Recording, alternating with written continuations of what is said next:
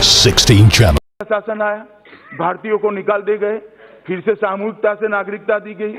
Lanka crisis में भी काफी सारे भारतीय जो वहां गए थे उनको नागरिकता दे दी गई। 1985 में आसाम एकॉर्ड हुआ, राजीव गांधी और आसाम के छात्र नेताओं के बीच में हुआ। उसमें फिर से 71 तक आसाम में जितने भी लोग थे सबको नागरिकता दे दी गई और उस वक्त किसी ने विरोध नहीं किया, हमने भी नहीं किया था, क्योंकि हम समझते थे कि समय की जरूरियत है और हमारे देश के जो लोग हैं वो कहां जाएंगे। हमने विरोध नहीं किया। और आज जब हम बिल लेकर आए हैं तो कृपया इसको राजनीतिक पार्टी के आधार पर मत देखिए। जो करोड़ों नागरिक आ गए हैं यहां पर, करोड़ों है जो नर्क की यातना में जी रहे हैं। मैं बंगाल के सभी सांसदों को तो विशेष रूप से कहना चाहता हूं, वो भी इस डिबेट को देखते हैं, उनको भी आशा है आपसे कि आप उनकी नागरिकता का समर्थन करोगे। वो लोग भी चाहते हैं कि आप उनको अधिकार जो मिल रहा है उसमें रोड़ा न डालो। और मैं कांग्रेस के मित्रों को भी कहता हूं कि आप चर्चा के अंदर ये साबित कर दीजिए कि बिल किसी के साथ भेदभाव करता है, तो मैं यहां से बिल लेकर वापस चला जाऊंगा। मगर ये बिल किसी के साथ भेदभाव नहीं करता, किसी को अधिकार देने का बिल है, किसी का अधिकार छीनने का बिल नहीं।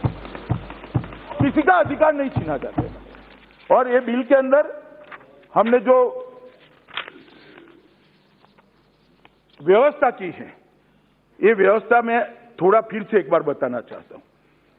ये विधेयक हमारे 3 पड़ोसी देश जिनसे हमारी जमीनी सीमा छूती है, पाकिस्तान, बांग्लादेश और अफगानिस्तान से आए हुए हिंदू, सिख, जैन, पारसी, बौद्ध और ईसाई समुदाय के ऐसे प्रवासियों के लिए भारतीय नागरिकता का रास्ता खोलता है जो धर्म के आधार पर अपने देश में प्रताड़ित हुए हैं। वो धर्म के आधार पर मान्यवर प्रताड़ित हुए, उनके पास भाग कर आए हैं। या तो यात्रा का दस्तावेज ही नहीं है, या तो दस्तावेज है तो वो दस्तावेज अपनी समय सीमा को लांघ गया है, या तो दस्तावेज है नहीं, या तो अधूरा है, या तो समय सीमा को लांघ गए। ये सभी प्रताड़ित धार्मिक अल्पसंख्यकों को नागरिकता देने के लिए ये बिल के अंदर प्रावधान है। अब मैं प्रावधान को जरा डिटेल में बताता हूं।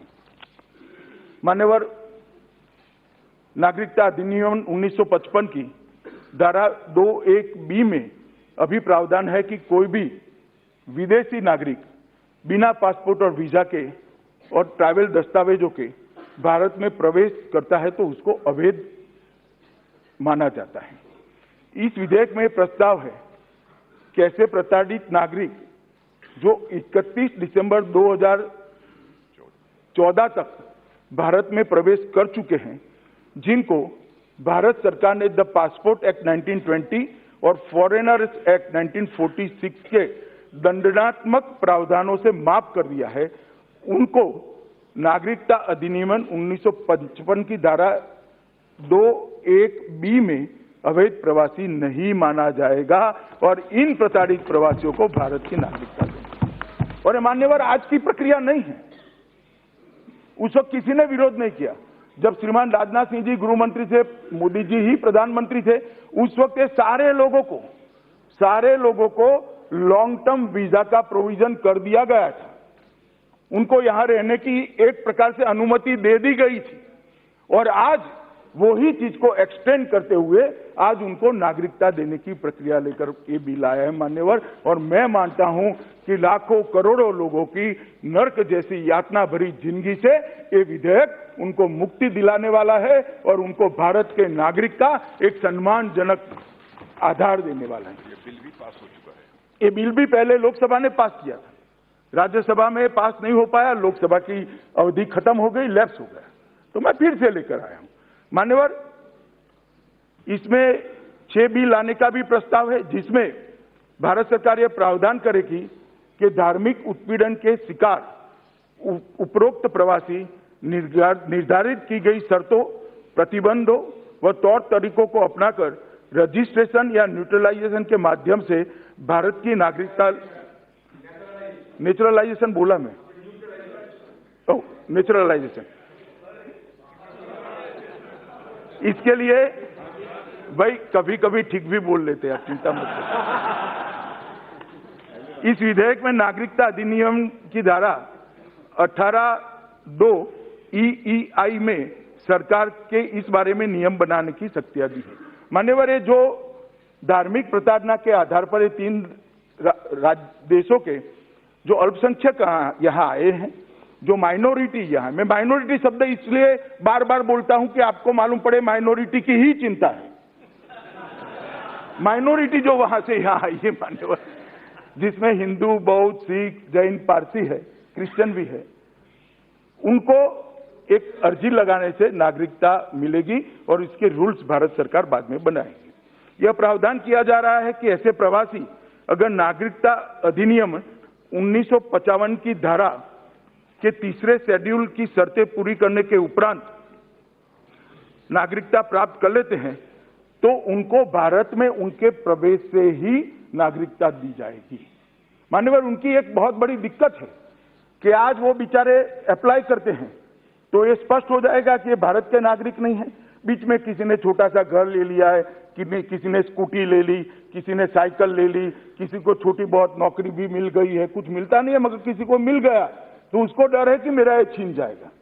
तो ये बिल उनको प्रोटेक्ट कर रहा है और मैं मानता हूं कि सदन के सभी सदस्यों को, विशेष कर बंगाल के लोगों ने, बंगाल के अंदर जो शरणार्थी है, नॉर्थ ईस्ट के अंदर शरणार्थी है, उसको ये बात अच्छे से पहुंचानी चाहिए कि आप जिस तारीख से भारत में आए हो उस तारीख से आपको नागरिकता दी जाती है, बीच में किसी की भी जरूरत नहीं। कोई रेशन कार्ड निकालने की जरूरत नहीं, खामखा लाइनें मत लगाइए। कोई आपको डरा देता है, डरिए मत। मैं कहता हूं देश के गृह मंत्री के नाते आपके पास रेशन कार्ड है या नहीं है, हम नागरिकता देंगे। मान्यवर, अगर ऐसे अल्पसंख्यक, एक दूसरी दुविधा है कि मैं आज एप्लीकेशन करता हूं तो अब तक तो अवैध रूप से मैं रहा तो मुझ पर केस हो जाएगा, ये भी भय है। ये भय खड़ा भी किया जा रहा है। प्रचार करती है कुछ पार्टियां कि एप्लीकेशन मत डालो वरना जेल में जाओगे। अरे भैया, क्यों जेल में भेजना है, बेचारे वैसे ही परेशान हैं। तो मान्यवर, हम प्रोविजन लेके आए हैं कि ऐसे अल्पसंख्यक प्रवासी के खिलाफ अवैध प्रवासी या नागरिकता के बारे में कोई भी कार्यवाही चल रही है या चल सकती है तो वो भारत के नागरिकता मिलने के साथ ही खत्म हो जाएगी, किसी भी प्रकार का। और वो ऐसी कार्यवाही चल भी रही है तो कार्यवाही के साथ भी एप्लीकेशन करने के लिए पात्र होगा। मगर किसी पे केस चल रहा है तो भी आप एप्लीकेशन कर सकते हो। मान्यवर, इसमें यह भी प्रोविजन किया है कि भारत सरकार का जो सक्षम अधिकारी होगा, इस कारण से नागरिकता के आवेदन को खारिज नहीं कर पाएगा, उसके खिलाफ अवैध प्रवास या नागरिकता के विषय में कोई कार्यवाही चल रही है, ये प्रोविजन भी हमने करा है। मान्यवर, इस धारा में हमने ये भी प्रावधान किया है कि अगर कोई आवेदक आवेदन की तिथि को किसी भी प्रकार से अधिकार या प्रिविलेज ले रहा है, मतलब मानो किसी की शादी हो गई, किसी को छुटपुट छोटी मोटी नौकरी मिल गई, प्यून बन गया या कुछ भी बन गया, किसी ने छोटा मोटा मकान खरीद लिया, कोई प्रिविलेज ले रहा है तो इस प्रावधान के तहत आवेदन करने से इन अधिकार व प्रिविलेज से वो वंचित नहीं किया जाएगा, उसको संपूर्ण प्रोटेक्शन मिलेगा। मान्यवर, ये भी हमने प्रोविजन किया है। बहुत सारे संसद सदस्यों ने, श्रीमान गोगाई जी ने भी एक मुद्दा उठाया था कि पूर्वोत्तर लोगों की भाषाई, सांस्कृतिक और सामाजिक रक्षण के लिए आप क्या करोगे। मान्यवर, इस बिल के अंदर हम इसको बहुत अच्छे तरीके से प्रोटेक्ट कर रहे हैं। मैं इस सदन के सामने पढ़ना इसलिए चाहता हूं कि पूर्वोत्तर के अंदर या तो समझकर या तो समझे बगैर ढेर सारे लोगों के मन में एक भय खड़ा करने का प्रयास हो रहा है और किसी को भय आक्रांतित होने की जरूरत नहीं है। इसलिए मैं इसको बहुत स्पष्टता के साथ यहाँ आपके सामने मान्यवर रखना चाहता हूँ। मान्यवर, सबसे पहले Arunachal Pradesh Bengal east frontier regulation act के अनुसार कवर होता है और जो Bengal east frontier regulation act के अनुसार कवर होते हैं, इसको ये कानून का कोई डर रखने की जरूरत नहीं है। वहां ये कानून, ये नागरिकता अप्लाई नहीं होगी। नागालैंड पूरा थोड़ा हिस्सा छोड़कर इनर लाइन परमिट सिस्टम से प्रोटेक्टेड है, उनकी वो प्रोटेक्शन चालू रहेगा। मिजोरम भी पूरा इनर लाइन परमिट सिस्टम से प्रोटेक्टेड है, जो कि बंगाल ईस्ट फ्रंटियर रेगुलेशन 1873 का प्रावधान है, तो वो भी चालू रहेगा। मणिपुर राज्यों की भावना को ध्यान में रखकर मणिपुर को हम इनर लाइन परमिट की सिस्टम के अंदर ला रहे हैं। मणिपुर की घाटी की बहुत बड़ी समस्या का आज समाधान। मान्यवर, मणिपुर की घाटी के सारे लोग बहुत समय से इसकी मांग कर रहे थे और मैं आज मणिपुर के लोगों के ओर से देश के प्रधानमंत्री का कोटि कोटि धन्यवाद करना चाहता हूं, जिन्होंने मणिपुर की ये सालों पुरानी मांग को आज समाप्त कर दिया। त्रिपुरा में एडीसी क्षेत्र में सीएबी लागू नहीं होगा और हाई लेवल कमेटी जो बनाई है उसी में सारे ट्राइबल को समाहित करने का काम किया है। मेघालय पूरा 6 शेड्यूल से कवर है, 6 शेड्यूल को हम इसके बाहर रख रहे हैं। आसाम का जहां तक सवाल है, बीटीसी, कार्बी आंग्लो, डिमा, हसाव, ये सारी एडीसी को सीएबी से बाहर रखा गया है और जो आसाम का मूल प्रदेश है वहां पर क्लॉज 6, सुबह गौरव भाई बात करते थे कि आसाम एकॉर्ड का ये भावना है। गौरव जी, भावना को क्या करोगे? 1985 में राजीव गांधी जी ने आसाम एकॉर्ड करा मान्यवर, उसके बाद में कुछ नहीं किया, सिर्फ भावना ही रही। पहली बार क्लॉज 6 की कमेटी श्री नरेंद्र मोदी की सरकार ने बनाई है और आसाम के भाषा भाषी लोगों को उनकी संस्कृति और राजनीतिक पहचान को जिंदा रखने का आज एक प्रयास हम कर रहे हैं। क्या किया भाई बताओ? मैं आसाम की जनता को भी पूछना चाहता हूं इस सदन के माध्यम से कि जिन्होंने आसाम एकॉर्ड किया, इतने साल तक क्या किया? आसाम एकॉर्ड की कौन सी चीज को आप इंप्लीमेंट किया? एनआरसी किया? ना जी। क्लॉज 6 किया? ना जी। क्या किया? तो 71 तक के सारे लोगों को लाकर बसा दिया। तो आसाम का क्या हुआ भाई? कुछ नहीं हुआ। 15-15 साल तक कांग्रेस का शासन वहां रहा, कोई नहीं बोला। अब जब हम लेकर आ रहे हैं, हम इस समस्या का समाधान कर रहे हैं, तब जाकर इसका विरोध किया जा रहा है।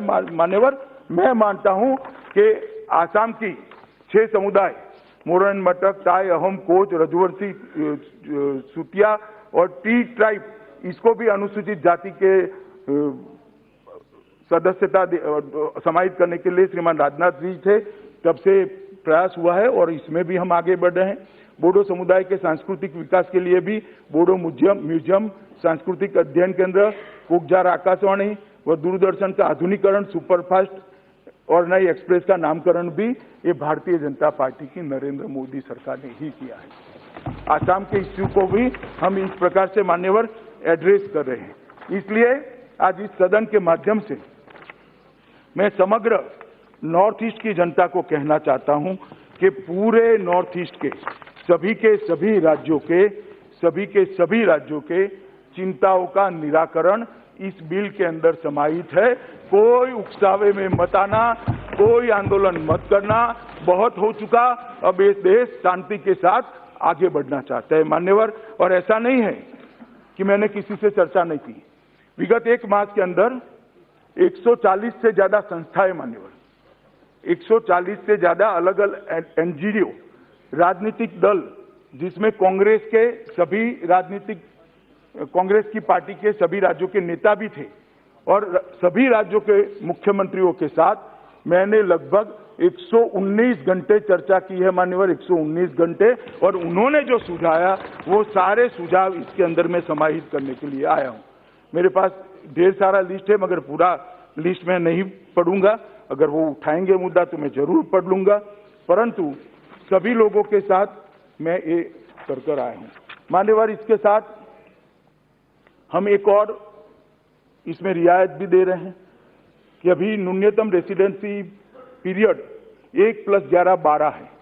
अब हम 2014 का कट ऑफ डेट रख रहे हैं, 31 दिसंबर 2014 का, तो उन लोगों को 11 साल होगा, 14 और 11 मतलब 25 में, तो हम इसको कम कर 1+5 कर रहे हैं, तो 14 से 6 2020 में सब एप्लीकेशन भी कर जाएंगे और जल्दी से नागरिक बनकर भारत की मतदाता सूची में भी आ जाएंगे। तो उसके अंदर भी हम उनको बहुत बड़ी रियायत दे रहे हैं मान्यवर। और मैं मानता हूं कि ये जो रास्ता श्री नरेंद्र मोदी जी ने प्रशस्त किया है, वो रास्ते को के माध्यम से देश के लाखों करोड़ों आज जो देश में रहने वाले 3 देशों के धार्मिक प्रताड़ना के कारण यहाँ आए हुए माइनॉरिटी है, लघुमती है, वो लघुमतियों को, मतलब हिंदू, सिख, बौद्ध, जैन, ईसाई और श्रुति बहन कह रही है पारसी, हाजी बहन पारसी भी है, पारसी समेत सभी माइनॉरिटी को यहाँ पर नागरिकता देने का रास्ता प्रशस्त हो रहा है। आज अभी भी फिर भी बिल को पुरस्थापित करते वक्त बहुत सारे सदस्यों ने बिल की इस सदन की कॉम्पिटेंसी पर सवाल उठाया था, वैधता के बारे में, कि हम इस बिल संवैधानिक रूप से ये सदन ले सकता है या नहीं ले सकता है।